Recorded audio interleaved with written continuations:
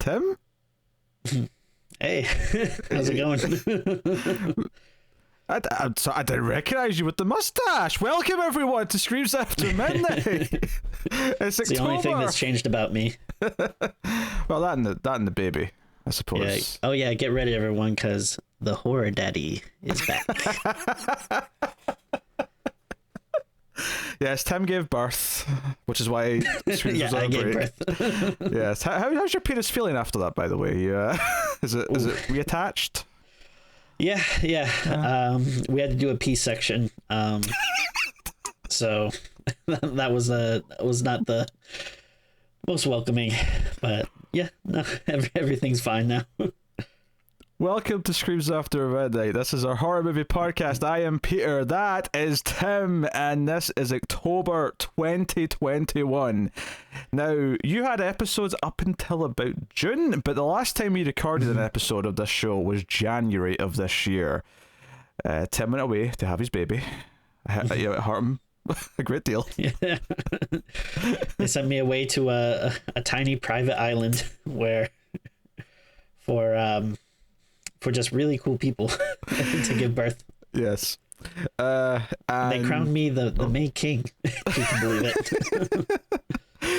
So, welcome to the show. Now, what are the plans going forward with Screams After Midnight? What is the schedule going to be like?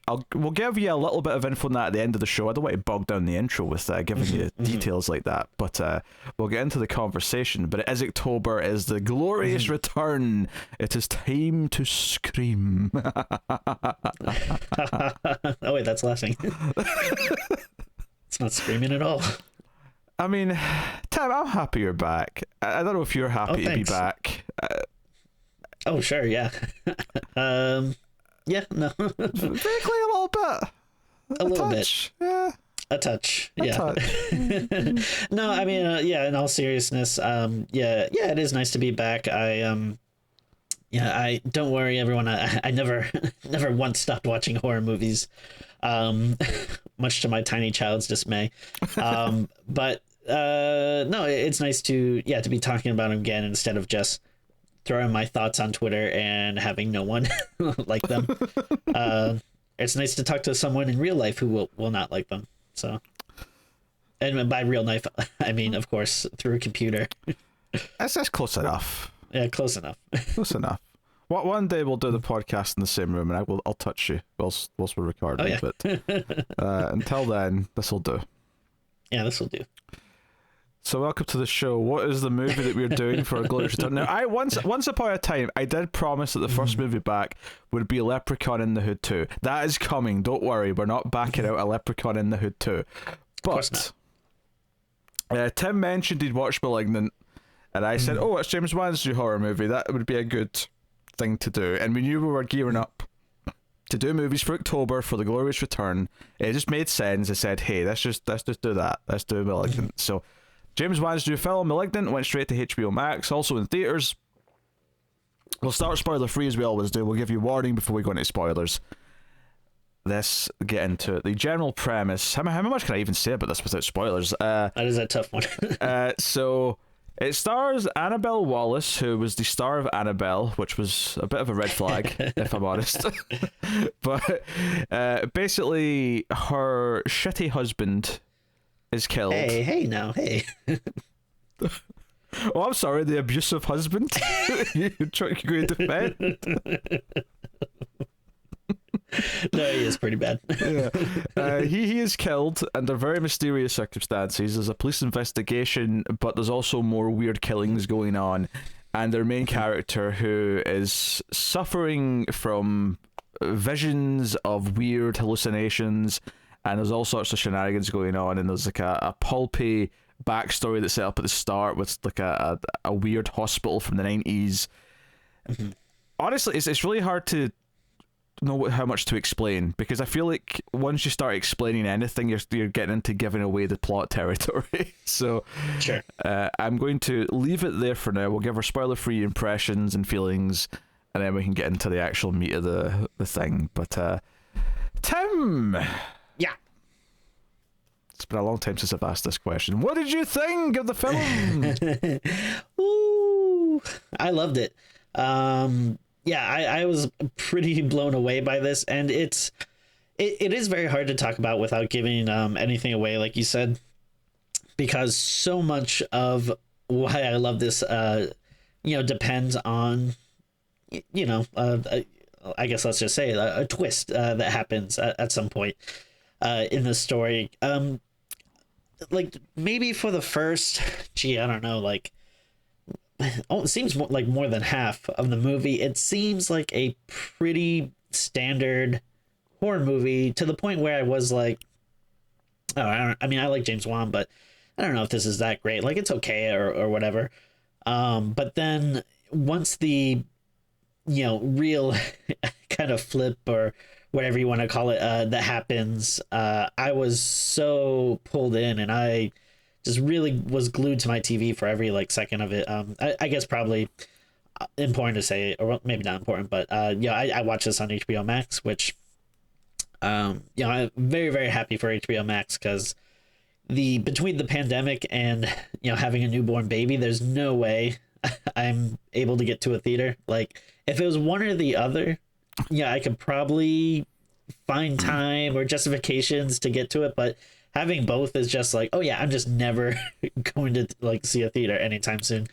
So I'm loving these movies that are having day and date releases. Even though I love going to the theater, I love going to the movies, I would be very, very happy to just while my wife and child are sleeping, just give them a little kiss on the forehead and just kind of sneak out and drive down to the theater and say, Whoa. one ticket for. So sneaking out like you're seeing a mistress.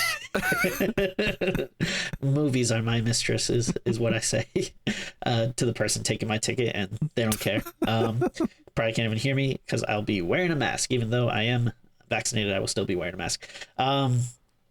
But no, I mean, there's, especially right now, there's actually a lot of stuff I want to see. Like, I wish I could have seen Night House. I wish I could have seen the new Candyman, even though it's coming on VOD soon. So, spoiler alert, we'll probably be doing that at some point. And then a lot of stuff coming up that looks good. But regardless, our beloved gods over at the streaming service that is HBO Max, a streaming service that has brought us things such as the Titans show, for one. They're now bringing us things such as Malignant that we can watch from the comfort of our home. We can watch Dick Grayson stab a guy in the dick and then follow it up with James Wan's new horror movie, which we originally covered on the show in the news, which then was known as Silver Cup. And I believe you insisted that it was a werewolf movie, even though I told you it was going to be a Malignant movie. Hold on. I feel like you've flipped this around. I don't remember me being the one who thought it was a werewolf movie. Well, I will have someone go back and play the tapes. And also, can I just point out that Tim has just explained a scenario in which on HBO Max you can enjoy an episode of Titans before you watch James Wan's new horror film Malignant. Yeah, why not? That's the evening that Tim is recommending for you and your Malignant viewing experience. I just want to throw that out there. But yeah, I mean, that's there's definitely a lot more stuff that we can go into, but I've said my piece. I'm done. I'll leave the rest to you. Okay.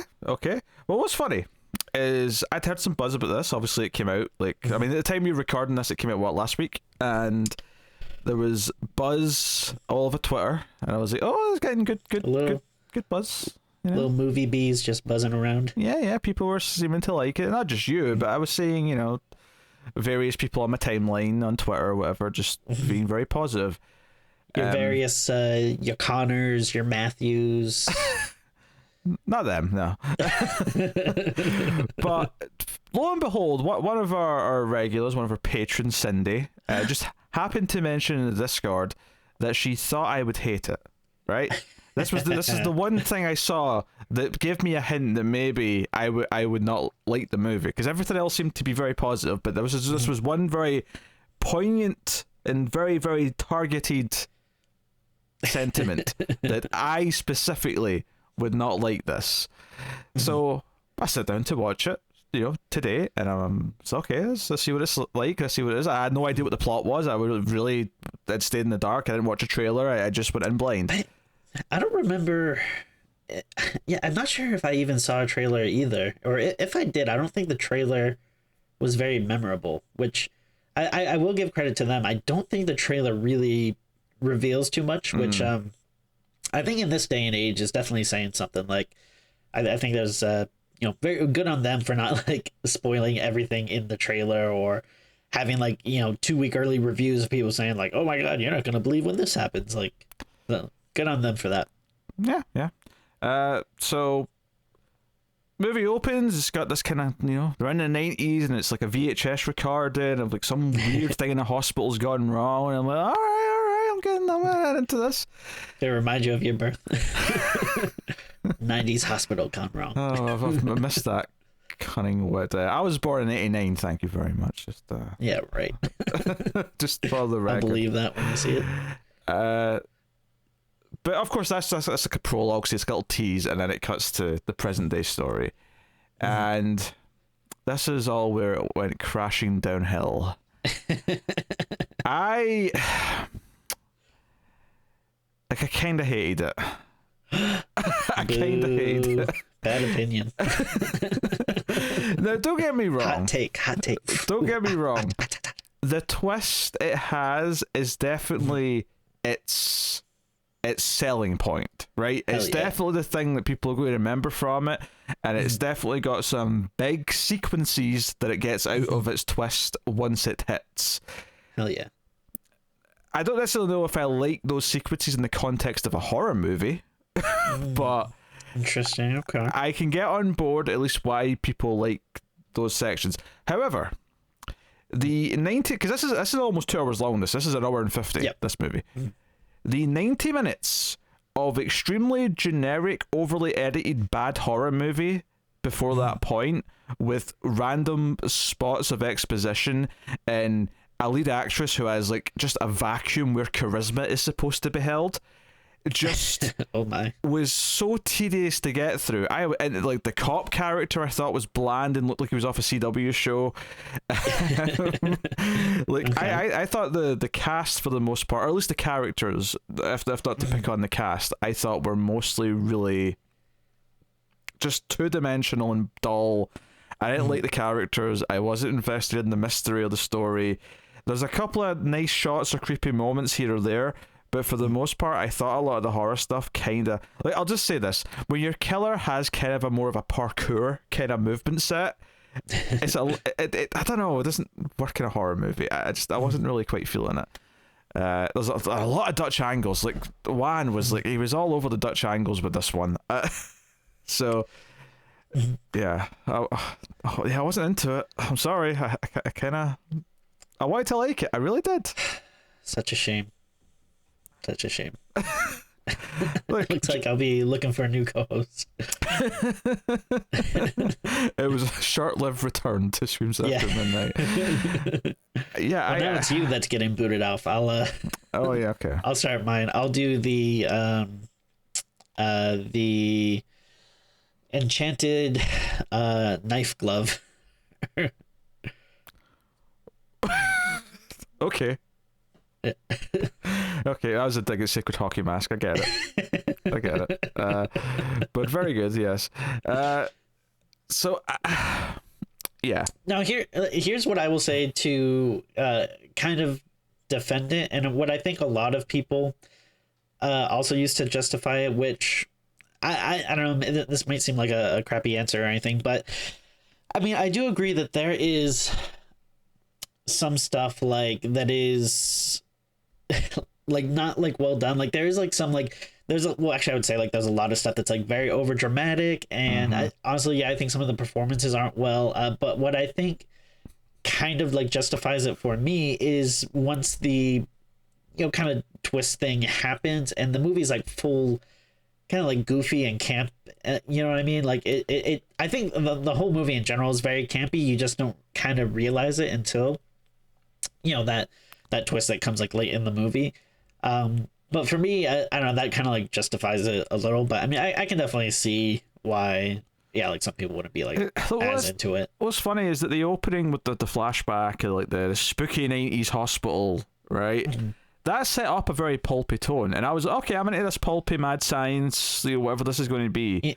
But you know what that actually kind of reminded me of, which I mean, I don't think it's gonna win you over, because I know you're not as much of a fan as me, but actually got kind of a Raimi-esque like vibe, especially like in the beginning. There was they did a lot of those like kind of like fast, like tight, like zoom shots and stuff. But, and I was kind of into that opening though, and I think the problem is that when it cut to present day and it's like a couple in a house, spooky things are going to, because there is a period of time early on in this film where it does feel like it's going to just be like another Conjuring or Insidious, where there's like a spooky thing happening in the house. That's not really quite what it becomes, but it definitely has that feeling for a little bit. And I thought I don't really think the lead actress is that good. I thought the writing for the abusive husband character, I thought his whole character just felt like, it's because they had to like get through this idea. They had to set up that he was an abusive dickbag and like show him being that, and then have his demise, which is not a spoiler because it's kind of the setup for the main story. And it's a very early one, yeah. But that all happens. It does feel good, like when he gets it, though, because he is such a piece of shit.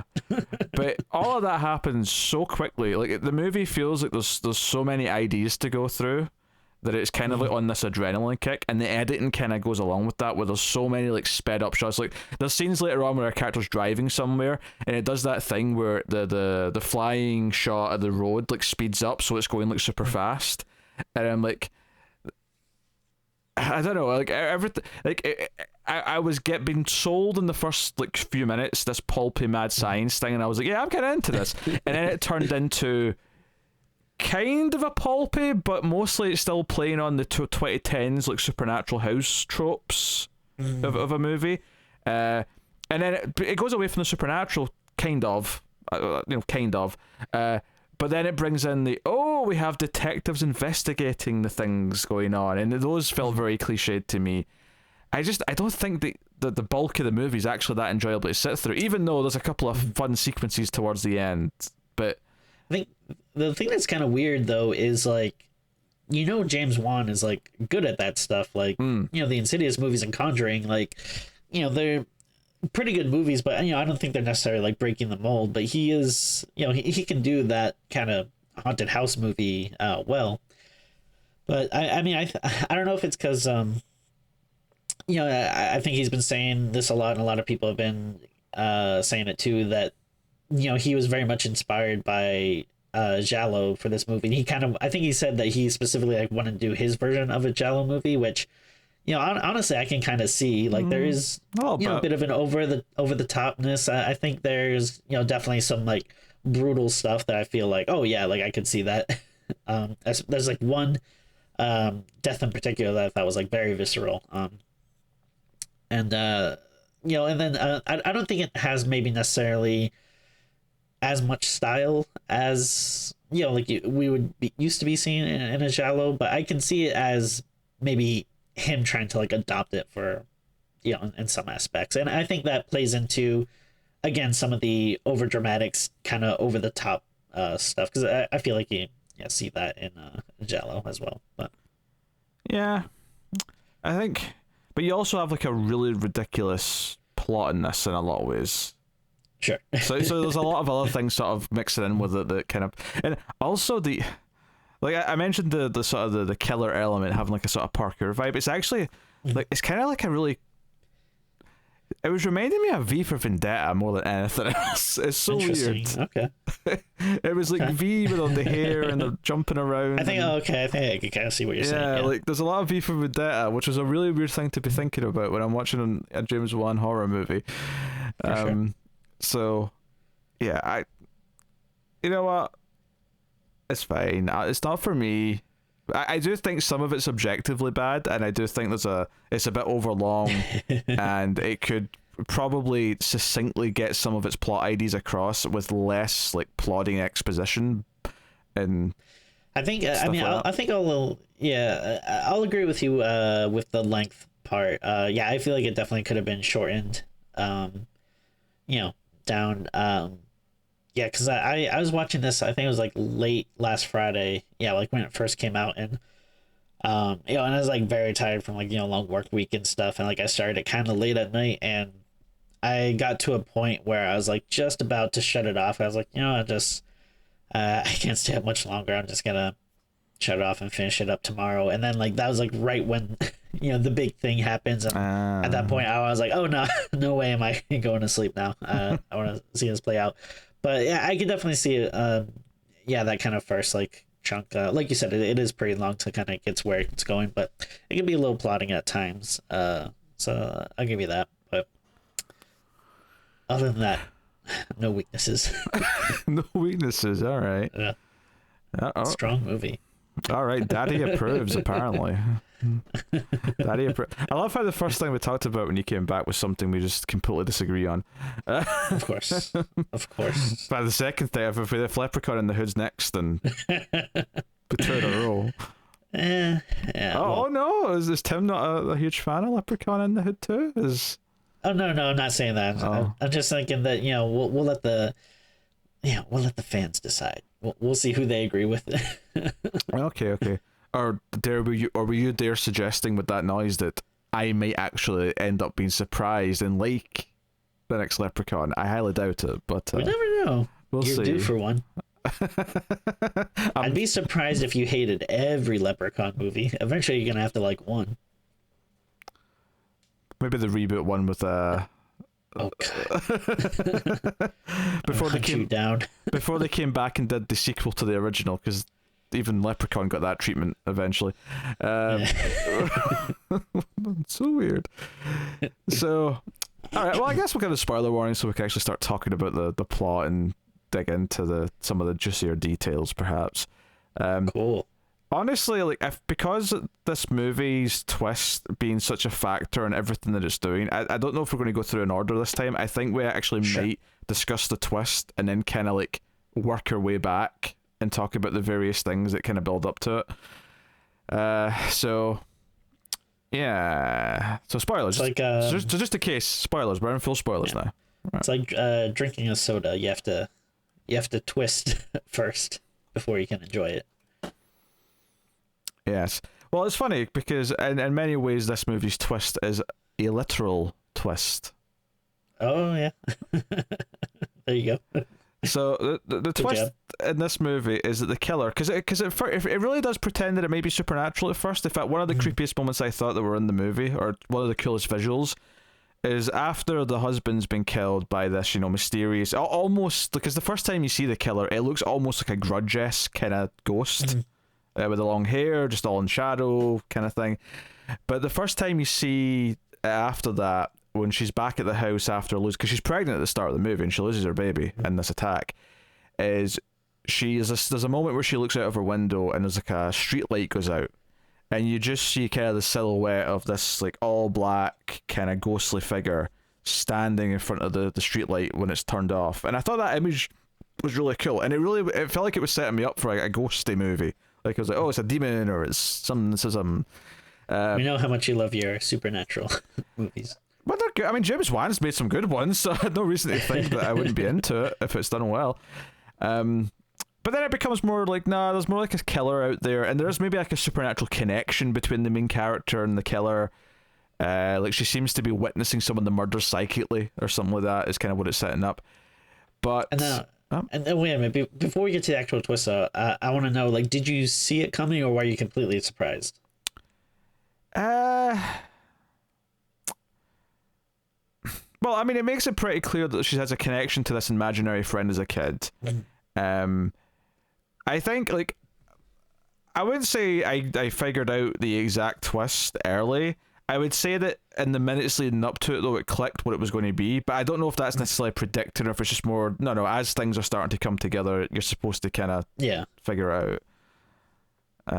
Yeah, because I felt like I knew, like, how do you explain it? Like I knew what the killer was, but I didn't know, like, the lengths that it was going to go.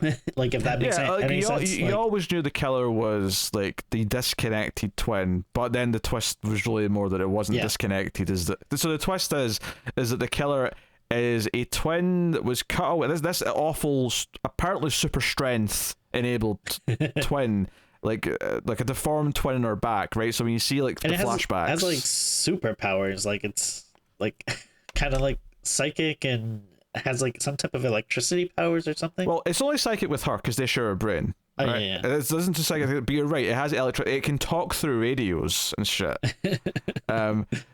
Which doesn't actually come up as much as you think it would. Like they set that up at the start, and it's only used like maybe once later in the movie.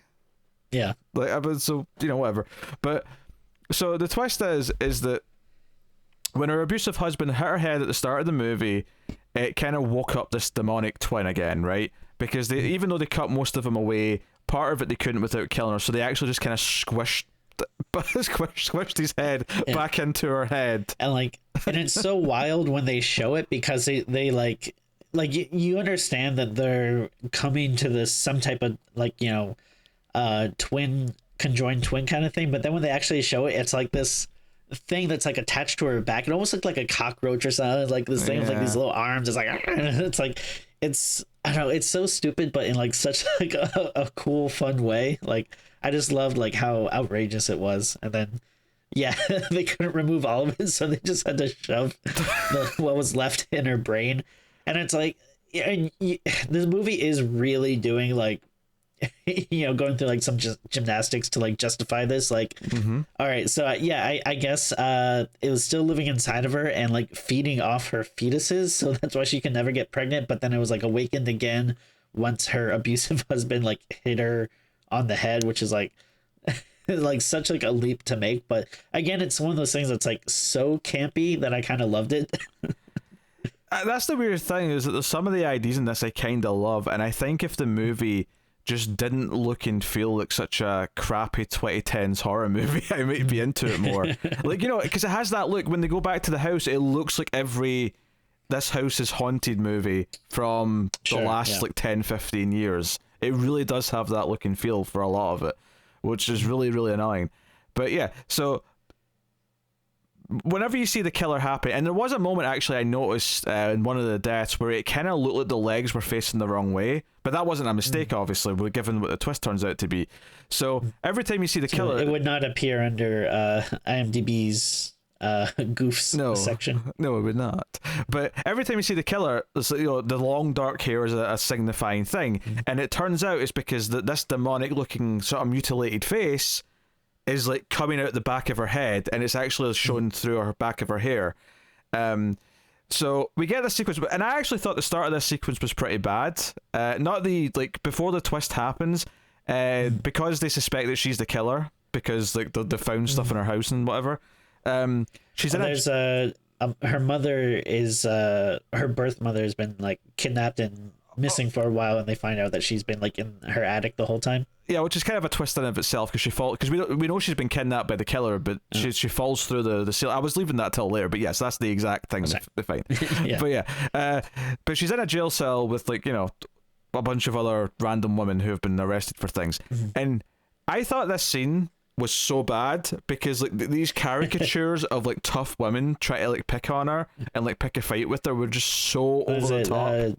Zoe Bell, I think, was like the main leader. But I mean, don't get me wrong, I understand why this is the setting for this moment, because when Gabriel, which is the other entity, the twin, whatever you call him, when he comes out and takes over, it's basically like a bloodbath where he kills every single woman in the cell, right? And it's really over the top. And I think, as much as I love the ridiculousness of this, and then of course there's a scene, and like almost right after this, where it's like a John Wick V for Vendetta-esque scene, like mixed with the scene from Terminator, where the Terminator like kills all the police in the police station, where like it's just this big action sequence, which is like not a horror movie sequence, it's an action movie sequence. But I think what makes it feel kind of like off to me, and why I just can't love it quite enough, I mean, ignoring the fact that I just thought most of the movie was boring before this and just contrived and a bunch of cliches, is that so much of this is like CG action. Like so much of this is like CG effects pulling off the stuff. Because there's a moment earlier on where the cop's chasing the killer, and the killer's going down the fire escapes, and I'm like, this just isn't scary. This isn't like a horror movie villain. It looks just goofy like a CGI character in an action movie, like jumping down the fire escape. So it just doesn't have any like atmosphere or vibe, or like, you know, it looks kind of cheap and hokey to me. That moment specifically. And I'm not saying that there isn't impressive what's done in these two big sequences at the police station, in the jail cell, and out in the main area, but you have to admit it's not really a horror movie anymore. This killer is doing. I don't have to admit anything. this killer's dodging like gunshots and like spinning around and kicking things across the room and doing leaps that like Spider-Man would do. Like, come on. You need to, you know, I mean, no pun intended, but you need to open up your mind to what a horror movie can be. Like, I'm sorry, it's not always going to be some guy with a sheet over their head, you know, trying to scare you. It's, you know, like it's not all ghosts and goblins and stuff. Like sometimes a horror movie can be, you know, someone's awakened twin fetus who is, you know, doing backwards parkour, trying to get away from the police. And that's the thing. Sometimes that's just what a horror movie is. Because his murder weapon of choice is this like statue that he took from one of his victims, the doctor who was doing the experiments and stuff. Yeah. It's such a like a theatrical weapon that looks. The irony of inflicting pain upon those who heal. It's so good. See, now you sound like you're talking about a Leprechaun movie. You've got that tone in your voice now. That delirious, like, I'm going to just pretend this is the best thing ever. Like, it's cinematic excellence. Don't know what you're talking about. It's like me talking about Jason Takes Manhattan. Anyway, so good movie. I agree, it's a good movie. But like the cloak with this dagger and like the John Wick style. In fact, not even John Wick. Sorry, I shouldn't say John Wick. It's more like Neo. It's like Neo in the Matrix. Hell yeah. That is the level Matrix Resurrections of skill which is being displayed by this killer. And there's just a point where you're just seeing too much fancy flippy doos that it's just not. Again, flippy doos. It's not intimidating. It's. You know, it's action movie stuff. So you wouldn't, if you saw that in real life, you wouldn't have been intimidated? That's not fair. You can't say that it's just because something's scary in real life means that it's instantly a scary thing in a movie, okay? I mean, you specifically said intimidated, which I don't know. That would intimidate the shit out of me. In a horror movie way, it's intimidating in a, like, a badass villain, but then there's going to be a hero who can, like, do the same shit, that we go have a big fight kind of thing. Like... I'm just... It's a case of showing too much to the point where it becomes... it becomes like a Hollywood action movie. And I don't know, I feel like now James Wan... rag on action movies? Well, no, I like them in an action movie. Like, there's a place for this type of sequence. And I just felt like James Wan should have left this shit behind in his crappy Aquaman movie. And whoa. Whoa. Shots fired. Yeah, Aquaman wasn't good. I wasn't really blaming him for it though, but like Aquaman wasn't that good. Interesting. Okay. Oh, sorry, did you love Aquaman? Were you like really into that? You know, I really wanted to be, because I'd heard people kind of, I guess in a similar fashion, people were like, oh, whoa, this is actually like kind of so crazy, it rules. And I wasn't super impressed with it. There were parts that I liked, but then there's also a lot of parts that I didn't like. So those parts are okay. It was hard to watch. Yeah. The final 20-minute big fight sequence underwater was just a mess, so you couldn't really follow it. You didn't really care about anything that was going on. It was just a bunch of CG armies. You know? Yeah. It's a shame, because Aquaman, obviously, one of DC's best characters. And I am not joking about that. I love Aquaman. I mean, I like a lot of DC characters. I don't know if I'd go that far, but he does get disrespected, so I'm not going to fight you on it. Yeah. So, yeah. There's a point where I want to make this clear. like this silly point that it surpasses, like I can still have fun with that and just say this is a great, like, ridiculous movie and just be into it. Then do it. Say it. But well, no, but because it was too boring and too contrived for too long before this point. I've seen you watch 2 hours of just like French people melting butter on a plate and calling it genius, and like, and this you can't give 9 minutes to the man that honestly changed your life by showing you what. He did what now? You said your life was changed when you saw Insidious 2. It's 2. Insidious. That's the one you went with. Insidious 2. I mean, I like Insidious 2 well enough. I like it more than this. It's probably controversial now because people seem to love this movie for some reason. Yeah.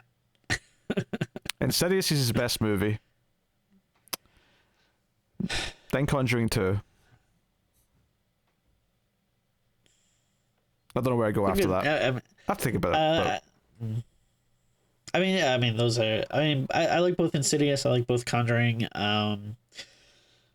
What can I say? I'm sorry, I'm not a Fast and Furious guy, so I haven't seen them, so I can't judge them. I'm sure it's great. Was it 7 he did, or was it 8 he did? I can't remember. I think it's 7.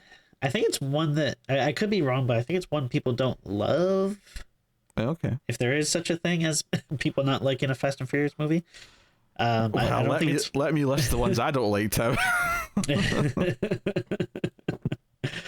But yeah, I mean then Aquaman we talked about. Saw. I mean, I think we're pretty much on the record as to how we feel about that movie. We've been in depth. Yeah. And then Dead Silent, which yeah, I don't know. A movie that I think is very bad, but after watching this movie, I was kind of like, maybe I should give it another shot because I did like this movie so much. And one thing that I think is kind of interesting is this does feel like kind of a melting pot of all of his movies. Like, I can see some, like, kind of like the beginning, like haunted house kind of parts, those kind of remind me of like Insidious and Conjuring a little bit, and then like like when stuff kind of gets crazy and a little more actiony and like sped up, like, oh yeah, I can kind of feel like this is like Saw a bit, and then like some of the really like kind of campy over dramatic stuff maybe reminds me of like Dead Silent, and then I would argue the twist, like the killer being like on her the whole time isn't really that dissimilar to the killer's been on the floor the whole time. And when you think about it, like there's definitely kind of a similar, like, I don't know, like taste he has in terms of his twists. Yeah. Oh yeah, without a doubt. Yeah. So I mean, I kind of see that. So I mean, to work back, I mean, we should talk about kills, talk about some of the other characters. Sure. So in terms of kills, obviously the husband's first to go. I guess his head all twisted back round. We have the order here. I think it's the doctor lady who's next, who is killed with her statue, her award, her trophy. Yeah.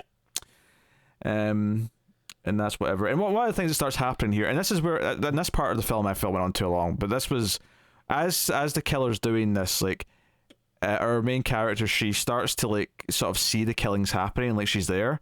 And of course later on when we find out what's actually going on, basically she is really there. She's kind of asleep, but she's also kind of seeing it, right? But the killer in the back of her head's kind of like putting her into like a mind prison where she's like disconnected from it and doesn't realize that she's just actually in the room. But probably the most brutal death, I think, unless I'm misremembering one, is I mean, not counting just the scenes of carnage at the end where there's like limbs being snapped and so on and so on, but it's probably the old guy in his bed. Oof, yeah, he gets stabbed repeatedly, like squarely in the face. That was definitely like, oh boy, that was one to remember. And because the detective has traced, like, this guy, from...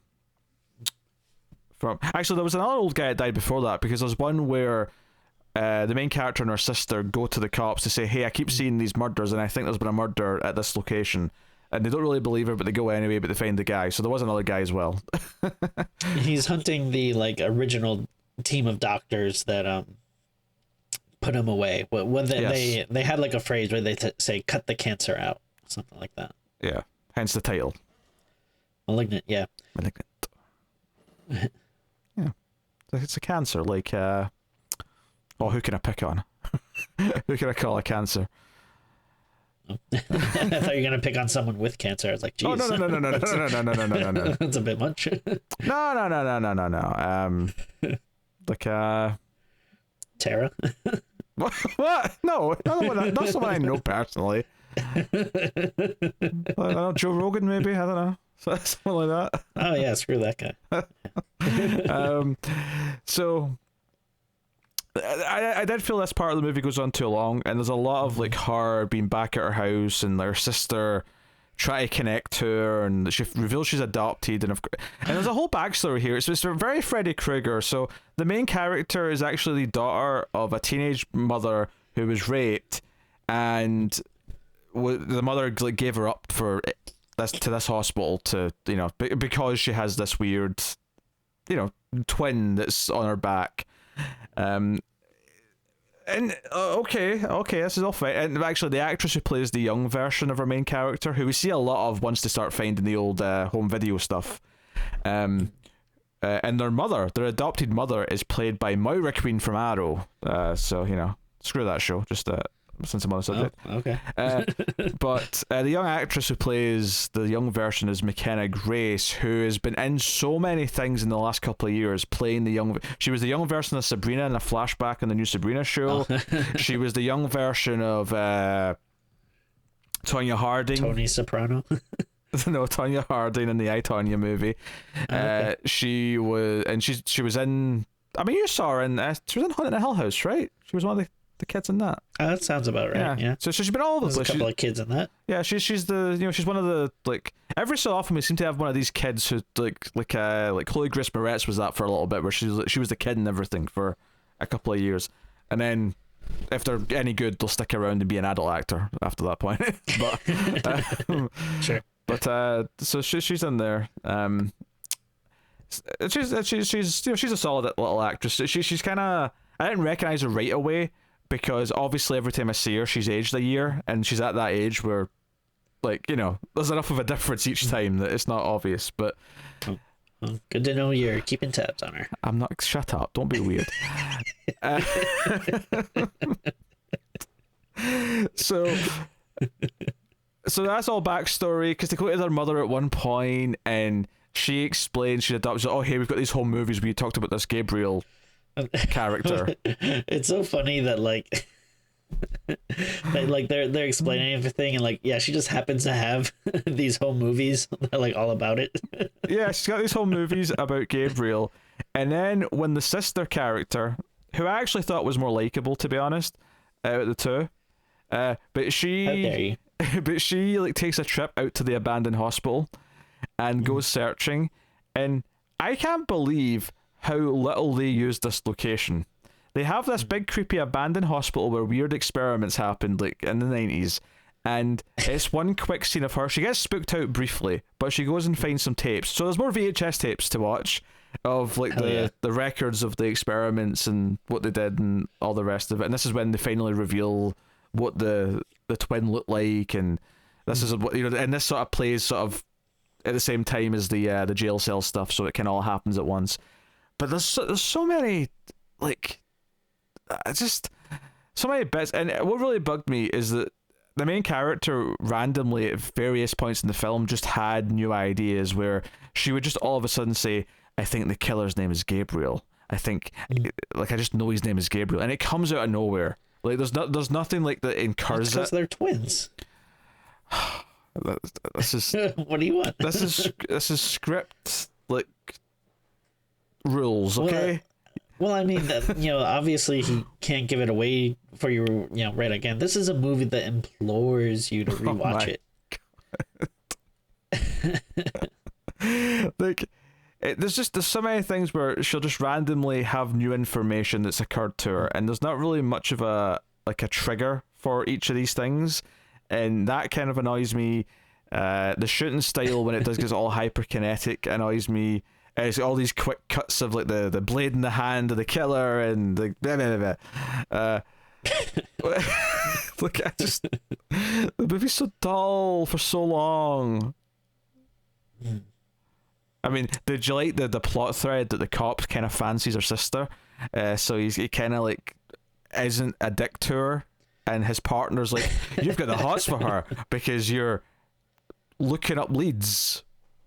I mean, it doesn't bother me that much because it's like a couple of minutes in the movie. It's not. It didn't like take up that much time. Yeah, but then there's also the evidence girl who seems to have the hots for the cop, which also kind of went nowhere or never really came up again. It's called character work. They're not these 2D characters that you just get one line out of. He's giving you a little salt and pepper. Adding a little flavor to the movie to show that these are actual real people. Okay.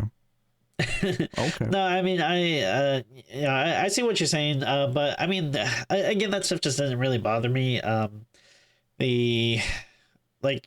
was invested for the most part, at the very least, just to kind of find out what is going on. And then I admit it was a bit slow, but then once the twist happens, and I was like, fully on board, and I feel like that's when everything starts to get really crazy and campy, and over the top, which really really worked for me. So yeah, I don't know, it's hard to say. Like I feel like I could see some of these kind of things bothering me in other movies, and I don't know if it's just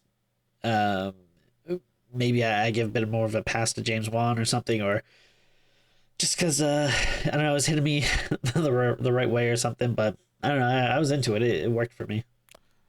Such a Wan stan. I stand when You stan Wan. Yeah, I don't know. I think the problem is that I didn't really enjoy the kill scenes that much. Because usually if you're watching like a slasher movie or you're watching like anything else that has like sort of kills every so often, if the characters aren't that great, those are kind of your exciting moments that break up the plot that's not as interesting. But because I didn't really like how they were shot, because it was too just over the top and its filming style, I didn't really find a lot to like for large stretches of the movie. I mean, I admit I like the over the top like nature of the twist. Like I kind of love the balls of it, and I love the idea of it, but didn't necessarily make up for the movie, and I still didn't necessarily feel like it fit a horror movie once it went really crazy with not so much in the jail cell. In the jail cell felt about right, but once it went out into the police station proper, and it became like I say, V for Vendetta fighting a bunch of cops just with a bit of extra violence. It was like, sure. What is this? What am I watching right now? So the climax of the movie is basically the woman that was kidnapped earlier on, who was like a tour guide in the spooky underground of Seattle. She's the real mother of our main character, and the killer, Gabriel, blames her for giving them up at birth, so wants to kill her. So she was still, when she fell through the ceiling and came into the house from the attic earlier on, she was still alive. She survived that, and she's in the hospital. So the killer's going there. The sister tries to go there, gets hurt. The killer's threatening her. The sister's sort of pleading with the main character, hey, I know you're in there, I know you can fight back, I know you can take control. The mother's saying sorry, all the rest of it. The cop tries to intervene, but gets shot or stabbed very very quickly. And I'll admit, as far as seeing things coming, I kind of saw the ending coming a little bit, because it does this thing where it shows you the killer kill the sister by shooting her in the head, and I kind of immediately went, I don't think that happened. I think the sister's doing to him what he's been doing to her the whole movie, where the reality is now kind of flipped and it's not real anymore. So and that's not a critique so much, as Chris Angel would say, it's a mind freak. And that's not a critique so much in the sense that it's set up for that, so it didn't feel like a cheat. It didn't feel cheap that it did that, because it kind of fit the logic that had been set up with how she was being affected by him throughout the movie. So that's not a complaint. It's just okay, I can kind of see what it's going to do here. But yeah, she basically forces him into a main prison, and the sister's okay, and she gives this awful on the nose speech about, I was searching for a biological relative, that's why I wanted a baby so bad, but it turns out my real sister was right in front of me the whole time. You are my family. Blah blah blah blah. And that's what the movie ends. It fades to credits. Basically there. I'm sure I've glossed over some details, but I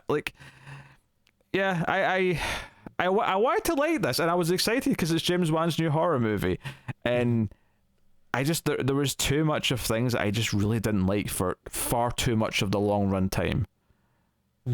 I can appreciate the silliness of like the big action sequences. Don't get me wrong. I don't hate them, because at least I appreciate just how silly and fun it kind of is. But it kind of like, there's times where this felt like it wanted me to treat this like a proper James Wan horror movie, and then there's times where it's like, no, this is a parody of like a horror movie. Like, pick a lane, I guess, is what I'm saying. Inconsistent tone, maybe. This is maybe what I'm getting at, but I mean, that's fair. I'm joking around with you a bit, but I mean, I get what you're saying. I can't really argue with it too much. I mean, I feel like I can't really say much against it other than like, I know what you're saying, but honestly, like, it didn't really bother me. Just, when I watched it, it worked for me. And then, hey, I got to enjoy a movie and you didn't. So who won? Yeah. Fair point, I suppose, but yeah. I can't stress just how bland I think Annabelle Wallis is as an actor. I don't think she's good in this at all. I mean, at least with the Annabelle movie, I just kind of like chalked it up to, well, that movie was just shit. So like, this was it the first Annabelle she was in? Yeah, she was the lead in the first Annabelle movie. Yikes. Which is just coincidental that her name's Annabelle, but yeah. I'm sure it helped. Yeah, I'm sure we cracked some when we reviewed Annabelle. I'm sure we cracked some jokes about it, but yeah, they were hilarious. Mine were. I don't know about yours. they were very funny. But yeah, so yeah, sadly, they're probably on set and they'd be like, "Hey, Annabelle," and she'd be like, "Hey, you mean me or the doll?" Oh yeah, I'm sure she said that many a time. That's funny. Come on. Yeah. All right, we gotta lock up Annabelle now. She's like, whoa! You talking about me or the doll? That's funny.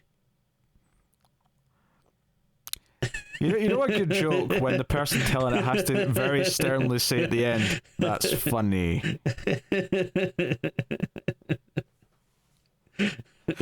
So hey, I left.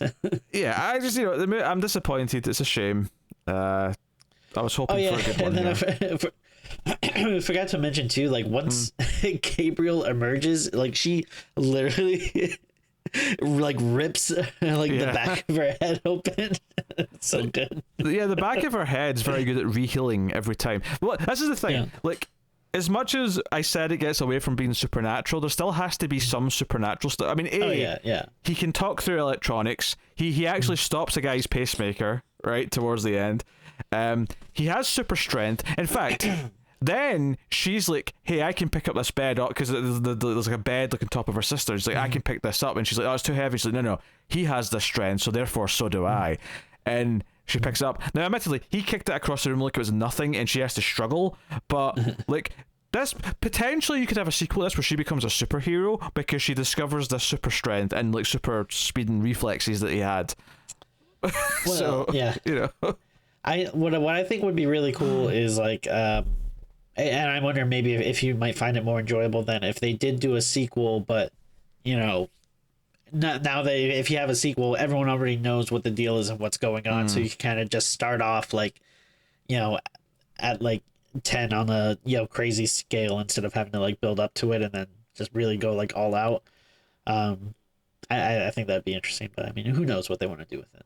Yeah, like instead of having to pretend that instead of having to guard the twist so much that it, because I think obviously there's lots of good movies with twists where it goes into crazy territory when the twist hits, but the movie's still very enjoyable for the everything else before that point. For me, this is one where it isn't. Like like everything before the twist for the most part is pretty dull and contrived, and Once it goes into super camp territory, I like. Don't get me wrong. As much as I'm saying, I don't necessarily think I like it as a horror movie when it like does the twist. I will say that I did wake up. Like, I was bored stiff before that point, and then I kind of woke up and went, "Oh, well, at least something's happening. There's interesting stuff going on now." So this is something. Like, stuff is going down, and I was thinking at the end of the movie, I'm like, obviously you're happy your sister regained control and all that, but the sister character, all I could think was like, are you going to trust being in the same room with her ever again? Like, really? Like, at any point, this demonic killer brother could come out of the back of her head and like murder you. Well, that's family. What are you gonna do? I think just maybe you don't like twists, because I can think of one other movie that had a very delightful twist that you somehow seem to not enjoy. Would it spoil it to say what the movie is? No, but I mean, we've talked about it on the show before. Okay. Oh. There's several movies that I like that do have twists, just for the record. Yeah. It's a movie I like a lot, but you don't like. I don't know if that narrows it down too much. if you're referring to the sneeze thing at the start of Leprechaun 2, then you're being absurd. Because you were on record of saying that was the greatest twist in cinematic history or something to that effect. I mean, I do still stand by that, but I would say... I would say second to that, there's a movie I like that has a very good twist that... it's a non-Leprechaun movie that I like quite a bit that you don't enjoy. Give me a hint. I mean, other than the Leprechaun, like, what are the two movies that I like that we talk about a lot? The Boy? Yes. Oh, I suppose, yes. I suppose that does have a twist, yes. Great twist. I'll be honest, Tim, it's been like 8-9 months since we recorded, and I've not had to talk about The Boy in that time. I'd forgotten it existed, and life was calm and I'm happy. Surprised you brought it up. Oh dear. I guess we could rate the movie now. What do you want to give Malignant? So I mean, I didn't really have that many problems with it. I mean, other than, again, I would just agree that it's a bit slow and like a little over long in the beginning, but I mean, other than that, I really enjoyed it quite a bit. I didn't really have the problems as much as you, and then like it's like, even though like the all the pre-twist stuff, I didn't really mind that stuff that much. Like, I wouldn't say I was crazy about it, but like I also didn't hate it. Like, I was still invested in it and interested to see where it's going, and there was some stuff I liked. Like, I thought some of the brutal kills were cool, and I don't know, just stuff like I thought the weapon was like a very interesting, like cool looking visual, and then like some of the weird visions and stuff had me intrigued. So while I wouldn't say like at that point it was my favorite movie, like I was still enjoying it and intrigued by it. But then once the twist happens, it was so kind of bonkers and wild. I was just really like strapped in and focused, and I feel like from then till the end of the movie I was just kind of like jumping up and down in my seat, hooting and hollering, just having a good old time at the movies inside my house, which, hey, what more can you ask for? That's the power of cinema. It can transport you to places you've never seen, or show you a way of life you didn't know was possible. That's the magic of film. So and honestly, I mean, I can't since the this is such a speech to justify the score you're about to give it. I mean, I was just gonna say, like, it might be like one of my favorite new movies of the year. I don't know if it's saying much because I don't know how many new movies I've actually seen, and especially now it's so hard to tell, because like sometimes I'll watch a movie that I haven't seen before, but then I'm like, all right, was this a movie that like is new, or I forget, did it come out last year, or was it supposed to come out last year and was delayed? Like, is it truly a new movie? Can we ask ourselves that? But I can say for sure that this definitively was a new movie. I had the same thought, Tim, last week when I was watching Citizen Kane. Is this new? Did this come out already? Sometimes you try to play off that like you're not pretentious, but you're just sitting around watching Citizen Kane. Citizen Kane. Citizens Kane. Citizens Kane. That a sequel? Is that the aliens to Alien of Citizen Kane? All right. Well, I guess I should give my score before I'm rudely interrupted once again. My I'm gonna give it an 8 out of 10, baby. I love this movie. I think it was a bonkers and a wild, fun ride, and dare I say, fans of the genre won't be disappointed. Actually, what genre do you think this? I mean, other than horror as a broad genre, like, is there a specific subgenre of horror you think this falls into? Yeah, I would say anthropomorphic tumors. Okay. Yeah, so I will say that my score is probably like at least a full point higher than it would have been because of the last like 20 minutes. Like you know that the twist onwards raised the whole thing by a point. Sure. Yeah. So I'm going to say 5 out of 10. Okay. But it would have been a 4. It would like that's where the movie was tracking before that point. Hey, I've seen you rate lower, so You have. We have both given 0s and 1s on this very show, Tim. it's true. Sometimes I agree. And it's not just because we like binary. We are robots. We rate in 0s and 1s. Yeah, so there you go. That is Malignant. Dare I say, let us know what you thought in the comments if you've seen it. Although Tim is now going to pose for the thumbnail. So, yeah. You know, you're the drill. Make sure the top of your head's not cut off. And all right, hold on. I have an idea for this, but I'll try and take good. some practicing. Hold on, wait. Oh my! Oh, he's turning around. Everyone, what a twist! All right, so I can. Oh wait. So if I turn around.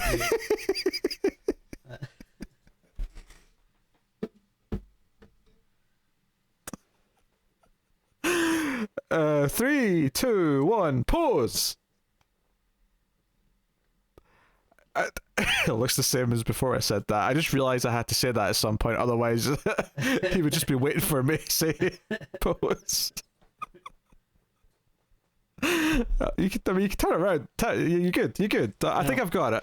But as you know, when people see the thumbnail, as the kids say, they'll say, you know, if you know, you know. You know. If you know, you know. So Tim is now on his knees, I believe, for the end of the show. Yeah.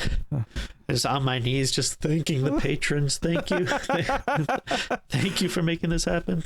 Speaking of, I'll thank our Patreon producers for the month. What a wonderful segue that was. Thank you to Tyler Hess, Cindy Palacios, David Short, Boardnow, Al Tradesman, Christopher Moy, David Brown, and Stanley.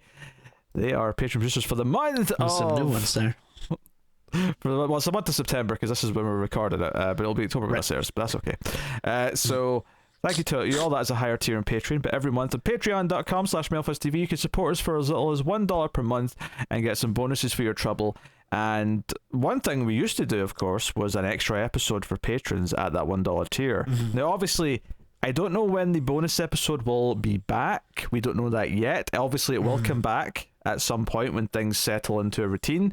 There may be one for October as a sort of one-off before... You know, just because it's special and we're, you know, doing all that stuff. But I don't want to promise anything yet, okay? So it's just... Oh, yeah. Be back at some point.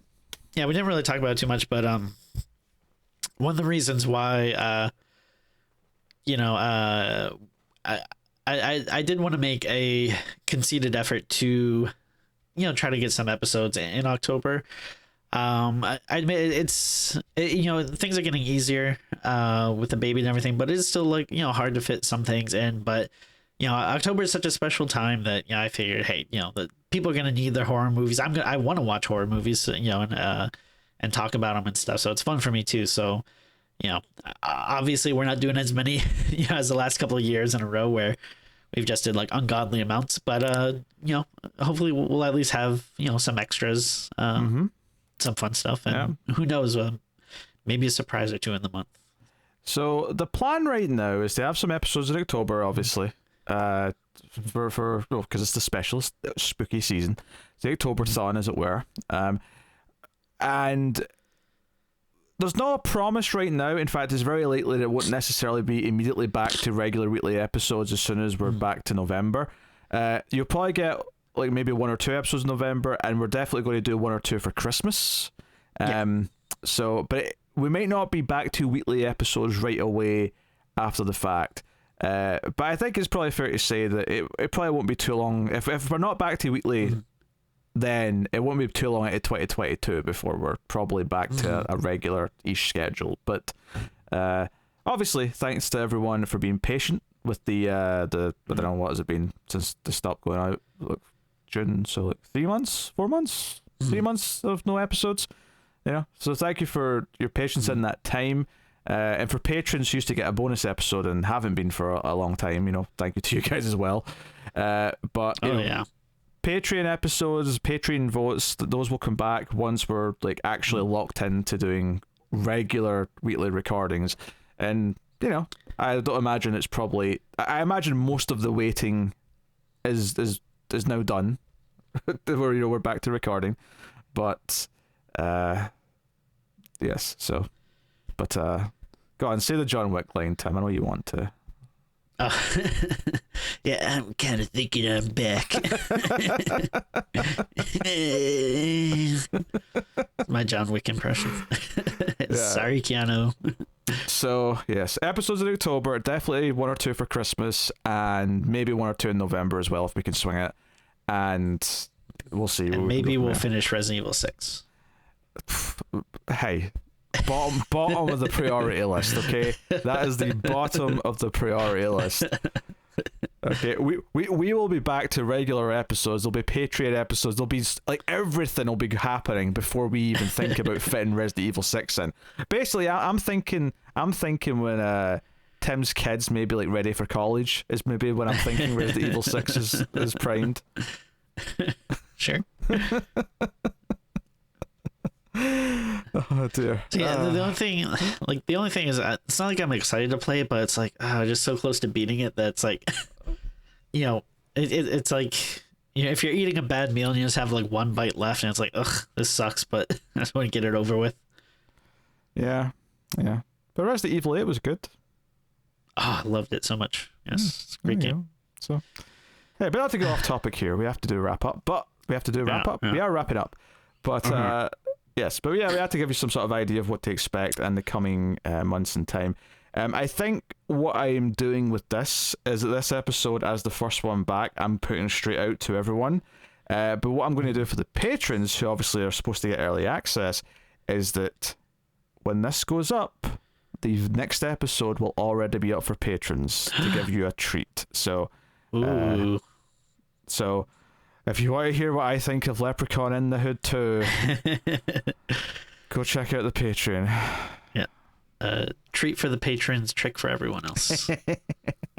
And for everyone else, you'll have that soon. But so thank you very much for joining us. I don't know if you did my usual, like, subscribe, ding the bell for notifications, helps out on YouTube. If you're listening to the audio version, give us a 5-star review or whatever on iTunes or podcast app of your choice. But Streams After Midnight is back, baby. Sure. Thank you very much for watching. This is the only show that I've still not got an outro line for. I've got like a funny thing to say at the end of every single one but this. Maybe I'll think of one since we're back, but not probably right this minute because that's a lot of pressure to put on me.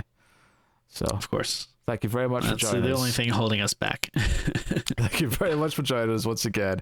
We always appreciate it. Keep watching scary movies, and we will see you next time. Oh, and I hated Gabriel's voice as well. It sounded stupid.